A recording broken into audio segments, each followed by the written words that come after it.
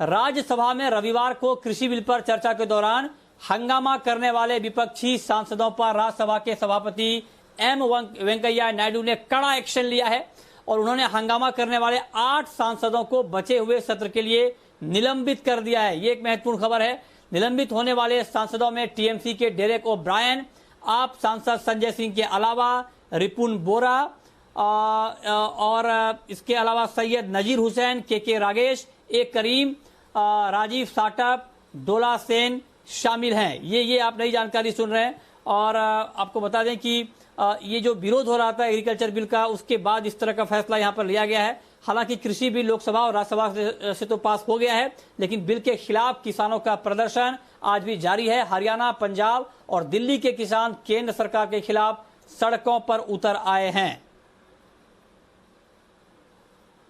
The question is the following members be suspended from the service of the House for a period of the remaining part of the current session of their unruly behavior, especially with the chair and their grossly disorder conduct, violation of the rules and etiquettes of the Rajya Sabha, thereby bringing disrepute to this august House and causing insult to the office of the Deputy Chairman yesterday.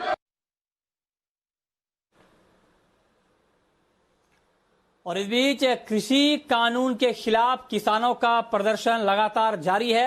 Delhi, Punjab और हरियाणा के किसान इस bill के खिलाफ लगातार प्रदर्शन कर रहे हैं।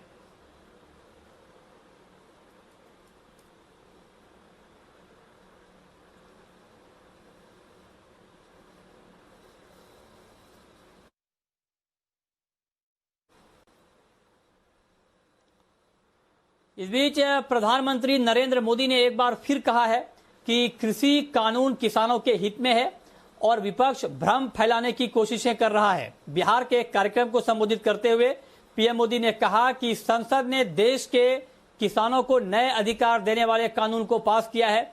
उन्होंने कहा कि पिछले कानून ने किसानों के हाथ पांव बांध रखे थे, अब किसान किसी को भी फसल कहीं पर भी बेच सकता है। पीएम ने कहा कि जिनके हाथ से नियंत्रण जा रहा है वो एमएसपी पर भ्रम फैला रहे हैं।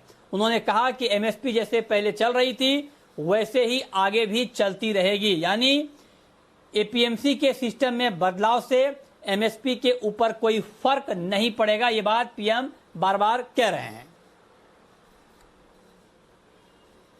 मैं देश के प्रत्येक किसान को इस बात का भरोसा देता हूं कि एमएसपी की व्यवस्था जैसे पहले चलती आ रही थी वैसे ही चलती रहने वाली है।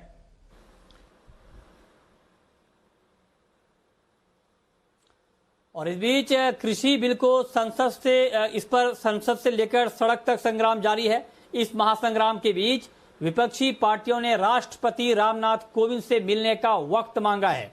विपक्ष की ओर से अपील की जाएगी कि राष्ट्रपति दोनों कृषि बिलों पर अपने हस्ताक्षर न करें और वापस इन्हें राज्यसभा में भेज दें।